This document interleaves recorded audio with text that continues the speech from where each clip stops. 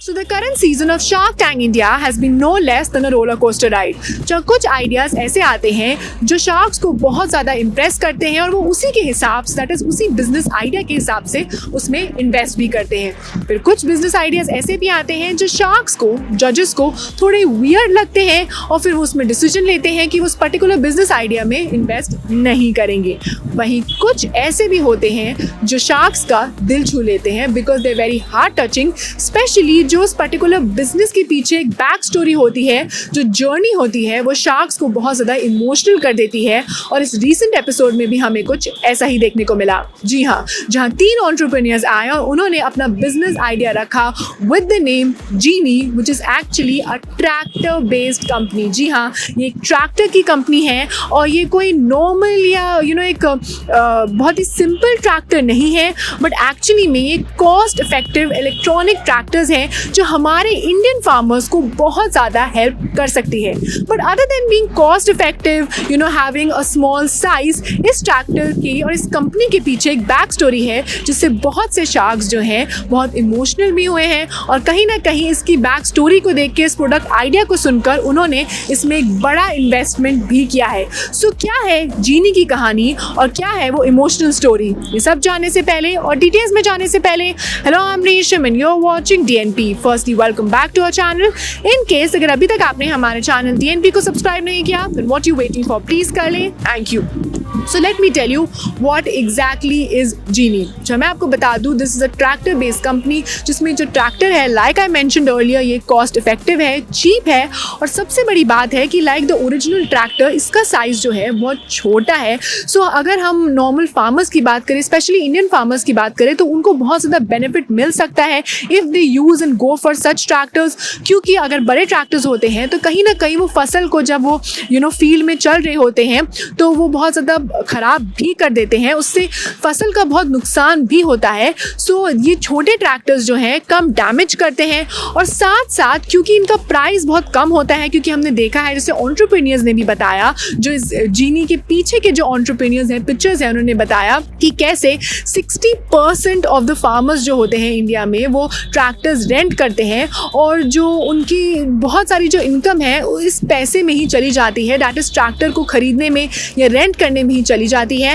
And this particular product can actually solve a lot of their problems. उनकी income जो है उसमें एक साफ साफ असर देखने को मिलेगा और एक बेनिफिट जो है वो बहुत अच्छा खासा मिलने वाला है। सो इसीलिए जो है शार्क्स को ये आइडिया बहुत पसंद भी आया, बट कहीं ना कहीं जो इसके एंटरप्रेन्योर के पीछे की बैक स्टोरी है that actually touch the sharks.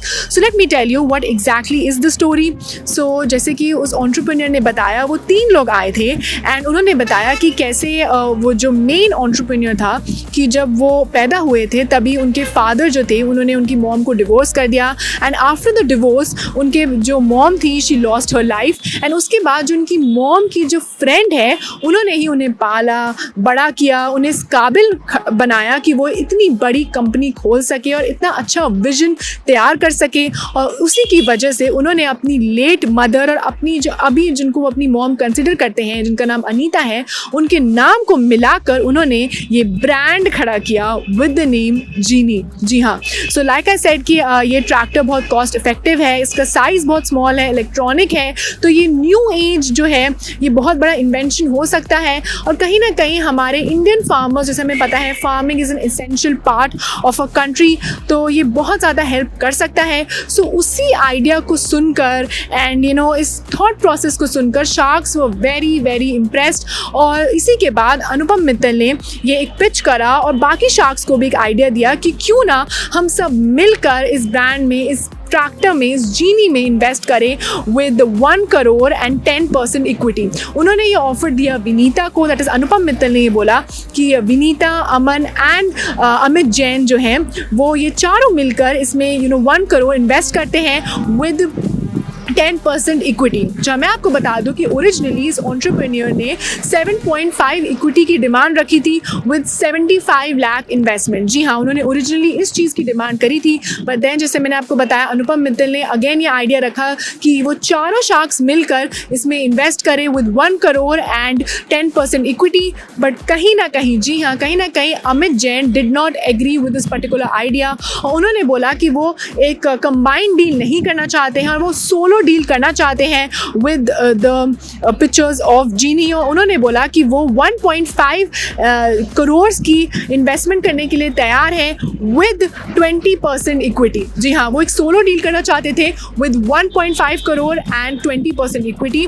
But जैसे कि आगे अमन ने एंड अनुपम ने पिक्चर्स को बोला कि वो इस बार एक बार जो है इस आइडिया को सोच ले, समझ ले एंड इस पिच को भी सोच ले और फिर पूरा सोचने के बाद ही, डिस्कस करने के बाद ही उसमें अपना डिसीजन पर आए, क्योंकि कहीं ना कहीं अगर एक कंबाइंड डील होगी तो कहीं ना कहीं पिक्चर्स को ज़्यादा बेनिफिट मिल सकता है। But then Amit Jain goes on to say कि उनकी कार देखो कंपनी है और कहीं ना कहीं ये ट्रैक्टर है और उनकी कार्स की कंपनी है, तो वो ये ट्रैक्टर कार देखो में भी इंक्लूड कर सकते हैं और जो पिक्चर्स हैं उन्हें ज़्यादा बेनिफिट मिलेगा if they go for Amit Jain. But then again Aman and Anupam goes on to say कि कार और ट्रैक्टर्स में बहुत डिफरेंस होता है and they should go for a combined deal. फिर after a lot of thought and after a lot of discussion the pictures finally decide कि वो Aman Gupta, Anupam Mittal and Vinita Singh के साथ जाना चाहेंगे which is for 1 crore and 10% equity. But ये बात कहीं ना कहीं अमित जैन को पसंद नहीं आती है और वो फिर से पिक्चर्स को बोलते हैं कि वो अपने आइडिया को सोचें, अपने इस डिसीजन को सोचें और फिर उसी के हिसाब से ये डिसीजन लें और फाइनल कॉल लें। बट कहीं ना कहीं the pictures had made the decision और वो कंबाइंड डील की तरफ जाते हैं which is 1 crore with 10% equity.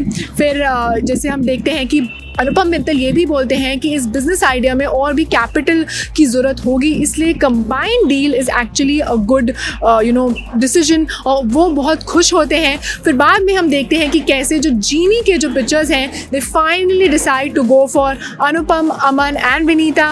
और उसके बाद जब अमित जैन के हाथ से ये डील चली जाती है then we can see Aman and Vinita doing a bit of a nagin dance और वो कहीं ना कहीं अमित जैन को चिढ़ाते हुए भी नजर आते हैं।